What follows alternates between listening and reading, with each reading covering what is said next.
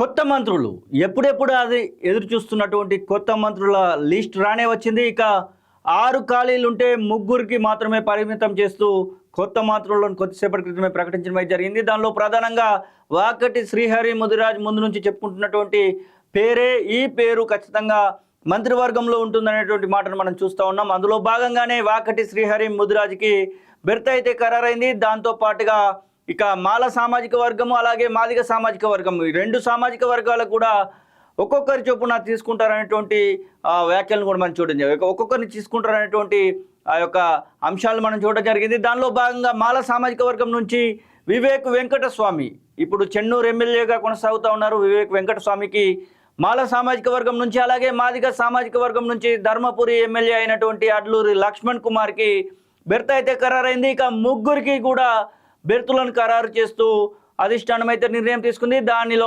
భాగంగానే టీపీసీసీ అధ్యక్షుడు మహేష్ కుమార్ గౌడ్ కొద్దిసేపటి క్రితం ఒక ప్రెస్ నోట్ అయితే రిలీజ్ చేయడం జరిగింది. కొత్త మంత్రులకు శుభాకాంక్షలు, అభినందనలు.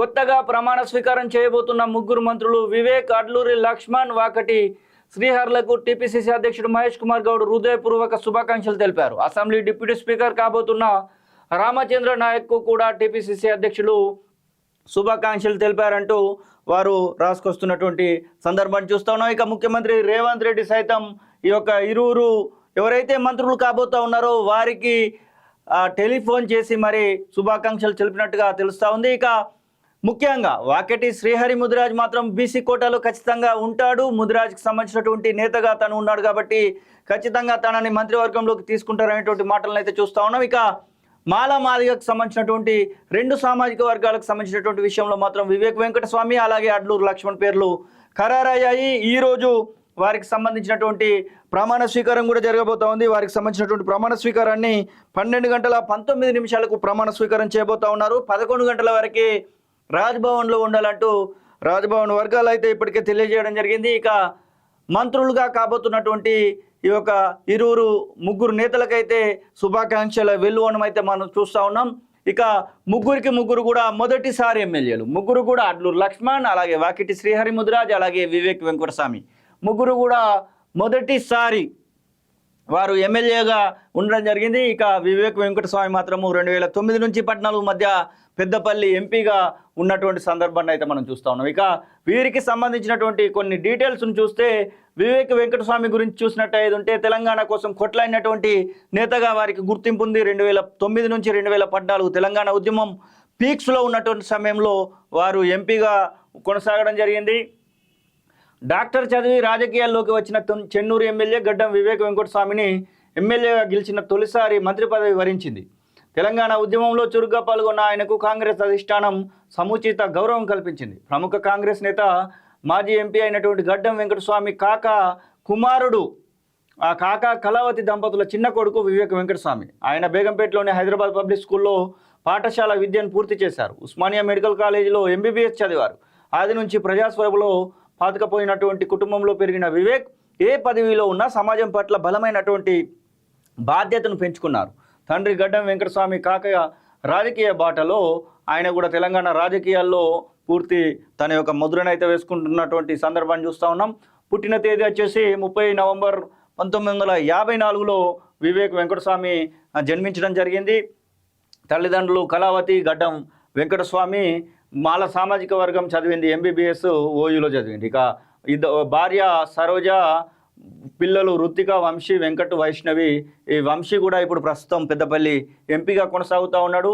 2009లో తన యొక్క రాజకీయ ప్రస్థానాన్ని ప్రారంభించినటువంటి వివేక్ వెంకటస్వామి ఆ తర్వాత 2018లో ఓటమి పాలయ్యాడు. ఆ తర్వాత ఇప్పుడు ప్రస్తుతం అయితే తను ఎమ్మెల్యేగా మంచిర్యాల జిల్లా చెన్నూరు నుంచి ఉన్నాడు.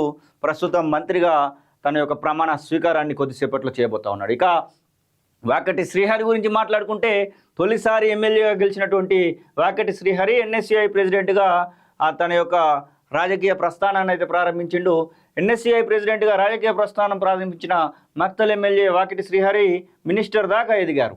తొలిసారి ఎమ్మెల్యేగా గెలిచిన ఏడాదిలోనే ఆయనను మంత్రి పదవి వరించింది. వాకటి శ్రీహరిది రైతు కుటుంబం. ప్రస్తుతం నారాయణపేట జిల్లాలోని మక్తల్లో నరసింహులు, రాములమ్మ దంపతులకు ఆయన జన్మించారు. తండ్రి వ్యవసాయం చేసి కుటుంబాన్ని పోషించగా తల్లి రాములమ్మ నర్సుగా పనిచేసేవారు. శ్రీహరి ఫస్ట్ క్లాస్ నుంచి 10th క్లాస్ వరకు మక్తల్ గవర్నమెంట్ స్కూల్లో చదివారు. ఇక ఇంటర్ డిగ్రీ పాలమూరులో పూర్తి చేశారు. 2000 సంవత్సరము ఏప్రిల్ 23న శ్రీహరికి లలితతో వివాహం జరిగింది. భర్త సహకారంతో లలిత కూడా రాజకీయాల్లో రాణిస్తున్నారు. 2006లో దాసర్పల్లి నుంచి ఎంపీటీసీగా పోటీ చేసి గెలుపొందారు. అదే ఏడాది మక్తల్ మండలం కాంగ్రెస్ ప్రెసిడెంట్కి కూడా 2011 వరకు పనిచేశారు. ఇక రాజకీయ ప్రస్థానం చూసుకుంటే డిగ్రీ పూర్తి చేశాక వాకటి శ్రీహరి రాజకీయాల్లోకి వచ్చారు. ఎన్ఎస్యుఐ ప్రెసిడెంట్గా ఆయన రాజకీయ ప్రస్థానం మొదలైంది. మొదట 1990 నుంచి 93 వరకు మక్తల్ మండల ఎన్ఎస్యుఐ ప్రెసిడెంట్గా, 1993 నుంచి 96 వరకు మక్తల్ మండలం యూత్ కాంగ్రెస్ ప్రెసిడెంట్గా, 1996 నుంచి 2001 వరకు మక్తల్ మండల సెక్రటరీగా, 2001-2006 వరకు మహబూబ్నగర్ జిల్లా కాంగ్రెస్ పార్టీ వైస్ ప్రెసిడెంట్గా, 2001 నుంచి మక్తల్ మేజర్ గ్రామ పంచాయతీ నుంచి భారీ మెజారిటీతోని సర్పంచ్గా ఎన్నికైండు. సర్పంచ్ నుంచి వెళ్ళి ఈరోజు మంత్రి వరకు వస్తున్నటువంటి పరిస్థితి. 2010-14లో జరిగినటువంటి జెడ్పీటీసీ ఎలక్షన్స్లో రాష్ట్రంలోనే భారీ మెజారిటీతో గెలిచిన జెడ్పీటీసీలో 2వ స్థానంలో వాకటి శ్రీహరి ముదిరాజు ఉన్నాడు. ఇక 2018 వరకు జెడ్పీ ఫ్లోర్ లీడర్గా పనిచేసారు. 2022 నుంచి 24 వరకు నారాయణపేట డీసీసీ ప్రెసిడెంట్గా బాధ్యతలు నిర్వహించారు. ఇక 2023లో జరిగినటువంటి అసెంబ్లీ ఎన్నికల్లో మక్తల్ అసెంబ్లీ సెగ్మెంట్ నుంచి వెళ్ళి తను పోటీ చేసి గెలిచినటువంటి సందర్భాన్ని చూస్తున్నాం. ఇక 3.5 దశాబ్దాలుగా కూడా కాంగ్రెస్ పార్టీతోని అంటి ఉన్నటువంటి వ్యక్తిగా వాకటి శ్రీహరి ముదిరాజుకుంది. ఇక అడ్లూరి లక్ష్మణ్ గురించి మాట్లాడుకుంటే, అడ్లూరి లక్ష్మణ్ డిసెంబర్ 3 మొన్న ఎలక్షన్స్లో తను గెలుపొందడం జరిగింది. ధర్మపురి ఎమ్మెల్యేగా గెలుపొందిండు. దానికి సంబంధించి అడ్లూరు లక్ష్మణ్ గురించి మాట్లాడుకుంటే, అడ్లూరు లక్ష్మణ్ కుమార్ కాంగ్రెస్ పార్టీ ద్వారా రాజకీయాల్లోకి వచ్చి 1982 నుంచి 85 వరకు గోదావరిఖని జూనియర్ కళాశాల ఎన్ఎస్యుఐ అధ్యక్షుడిగా, 1986 నుంచి 94 వరకు ఎన్ఎస్యుఐ కరీంనగర్ జిల్లా ప్రధాన కార్యదర్శిగా, 1996 నుండి 2001 వరకు యూత్ కాంగ్రెస్ ప్రధాన కార్యదర్శిగా పనిచేసి 2006లో ధర్మారం ఎస్సీ రిజర్వ్డ్ స్థానం నుంచి ధర్మపురిని ధర్మారం కింద వీళ్ళు రాసినట్టున్నారు. జెడ్పీటీసీగా పోటీ చేయడం జరిగింది. ధర్మారము జెడ్పీటీసీగా పోటీ చేసి గెలిపిండు. అలా తర్వాత 1999లో జరిగినటువంటి శాసనసభ ఎన్నికల్లో మేడారం నియోజకవర్గం నుంచి ఎమ్మెల్యేగా పోటీ చేసి ఓడిపోయారు. అలా తర్వాత అడ్లూరు లక్ష్మణ్ కుమార్ 2010 నుంచి 12 వరకు కరీంనగర్ జెడ్పీ చైర్మన్గా కూడా పనిచేసిండు. 2009లో జరిగినటువంటి శాసనసభ ఎన్నికల్లో, 2010లో జరిగినటువంటి ఉప ఎన్నికల్లో ధర్మపురి నియోజకవర్గం నుంచి పోటీ చేసి ఓడిపోయారు.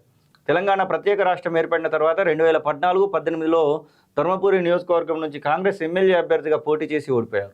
లక్ష్మణ్ కుమార్ 2013 నుంచి 14 వరకు ఉమ్మడి ఆంధ్రప్రదేశ్ రాష్ట్ర ఎస్సీ కార్పొరేషన్ చైర్మన్ కూడా పనిచేసినటువంటి చరిత్ర ఉంది. ఇక లక్ష్మణ్ కుమారు ఇలా మొత్తానికైతే 2023లో తన యొక్క రాజకీయంలో ఒక మైలురాయి అని చెప్పుకోవచ్చు. ఎమ్మెల్యేగా గెలుపొందిండు. ప్రస్తుతము లక్ష్మణ్ కుమారు మంత్రి కాబోతా ఉన్నాడు. మంత్రిగా ప్రమాణ స్వీకారం అయితే చేయబోతూ ఉన్నారు. ఇది ముగ్గురుకు సంబంధించినటువంటి విషయాలు. ఇక దాంతోపాటుగా రామచంద్ర నాయక్ అసెంబ్లీలో తన యొక్క డిప్యూటీ స్పీకర్ని కూడా చేయబోతూ ఉన్నారు. రామచంద్ర నాయక్ కూడా డిప్యూటీ స్పీకర్గా తన యొక్క ప్రస్థానం కొనసాగించబోతూ ఉన్నారు. ఒకవైపు ముగ్గురు కూడా కొత్త వాళ్ళే, రామచంద్ర నాయక్ కూడా కొత్తవారే. డోర్నకల్ ఎమ్మెల్యే రామచంద్ర నాయక్ కూడా కొత్తవారే. నలుగురికి సముచితమైనటువంటి స్థానం కల్పించినట్టుగా టీపీసీసీ ప్రెసిడెంట్ మహేష్ కుమార్ గౌడ్ అయితే కొద్దిసేపటి క్రితం ప్రకటించడం జరిగింది. 12:19 వీరికి సంబంధించినటువంటి ప్రమాణ స్వీకారం రాజ్భవన్లో అట్టహాసంగా జరగనున్నటువంటి సందర్భాన్ని అయితే మనం చూస్తా ఉన్నాం.